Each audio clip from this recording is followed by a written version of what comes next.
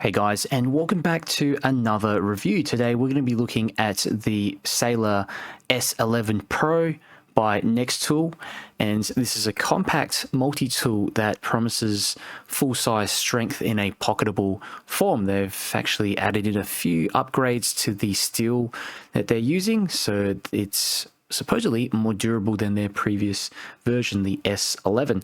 So yeah, I'm going to walk you through the specifications, including some of those material changes, and yeah, demonstrate this thing in action as well, go over some of the pros and cons. So yeah, let's see if this is worth your money. In terms of what you get in the box, it's pretty basic. It's just the tool itself. On the back of the box, there's also some little specifications if you want to pause a video and have a little read. But yeah, that is basically it. And this tool is consists of 12 different tools packed in. I'll go through each of those tools, demonstrate them in a moment.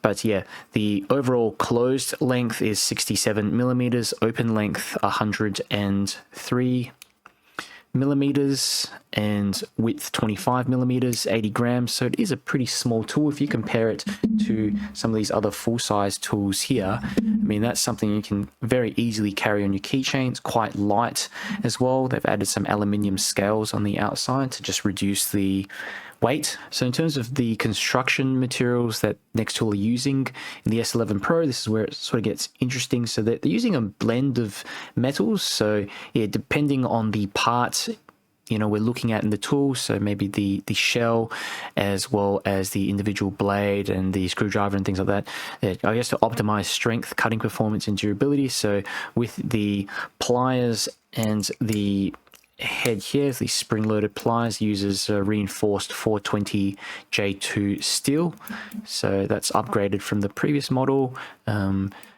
So that should hold up to a little bit more usage, heavier usage. The main blade has also been upgraded to 8CR14 MOV steel, so this is a high performance grade stainless blend, so it will give better edge retention, cutting performance. And yeah, the other components like the scissors in there, the screwdrivers, are now made of 5CR15 MOV, so that's still pretty good in terms of durability, corrosion resistance. So Nextool are using an anodized aluminium exterior.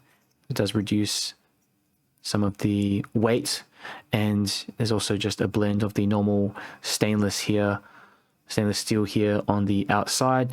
What's cool as well is that I only noticed this afterwards, there are these like transparent or partially transparent bits here, and they actually glow in the dark. So if I just get one of my lights and charge this up, you can see they actually glow. So yeah, if you maybe leave this thing around at night, it's gonna let off a little bit of light, maybe helping you find it easier in the dark. Okay, so let's go through all the different tools in here. So firstly, you have the blade, and you can see it actually has a little lasered inscription on there with the metal grade. And it's got this kind of blackened finish, which reminds me a little bit of my Nextorch Pioneer. It's that same sort of finish there on the outside that apparently adds extra durability. And we'll close that up. There's no lock, unfortunately, on that blade. That would have been nice, but acceptable for a smaller pocketable tool.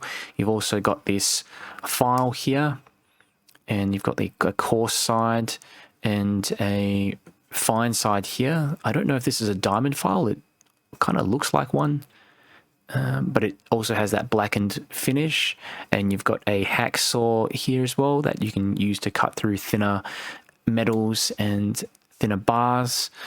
And on the other side, you've got a a Phillips head screwdriver. Got a flathead screwdriver here and a bottle opener. It's got a small little ridge there, but that's still going to work okay. There is a SIM card ejector there as well. And that's pretty much it, except for these scissors. We can pull those out. Take a little bit of time to deploy, but I'd like that because they just feel a lot more sturdier than those Victorinox scissors. The metal is just thicker. You feel like you're kind of holding on to something more substantial. Yep, and just put it back like this.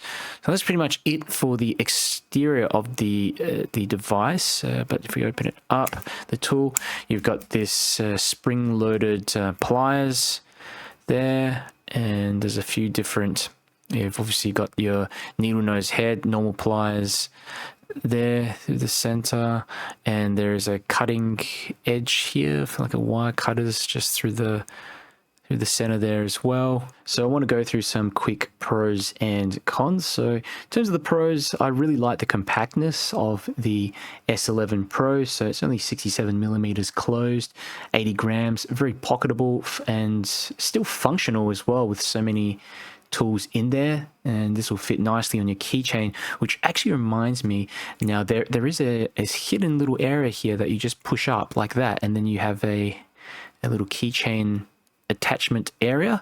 So almost forgot to mention that, but that's a cool thing. You can also push that back in where you're not using it. And I do like the upgraded alloys as well compared to the previous S11, you know, just the use of the 420J2 and 5CR15 MOV across parts just balances, increases strength, durability, and corrosion resistance as well. I think the glow pad here is a smart touch, something I've not seen on other multi-tools before. Could help you locate this in the dark, especially as an EDC sort of tool. And yeah, overall, just like the premium look and feel of this tool, you know, especially with the aluminium scales on the outside as well. It just gives it a nice refined aesthetic. So in terms of the limitations, the first one is the blade size. Okay, it's because it's small, cutting through very tough materials or applying high leverage is definitely more challenging. And I also wish that the blade would lock in place just for safety. The second consideration is that the secondary tools may be a little finicky, a little bit small, I guess. You know, if you're looking at unscrewing smaller screws, these kind of things will be fine, but you still have to, they do kind of feel a little bit delicate and require careful deployment. And yeah, I mean, that's a trade-off, obviously, with these smaller tools. Are not meant for industrial heavy use, more sort of DIY and odd jobs here and there, especially when you don't have a larger tool here on hand. And the final consideration would be the ergonomics under load, although it feels pretty comfortable to hold in general because it's just a smaller tool.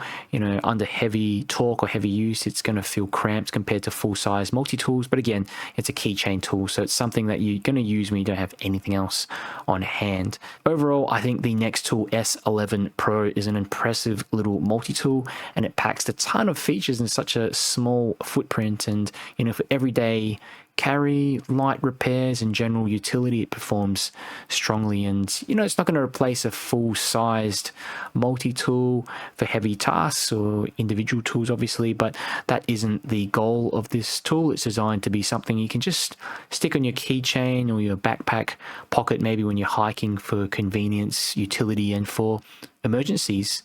But yeah, let me know what you guys think of the Nextool S11 Pro down below. If you have any questions as well, leave them in the comments and I'll get back to you.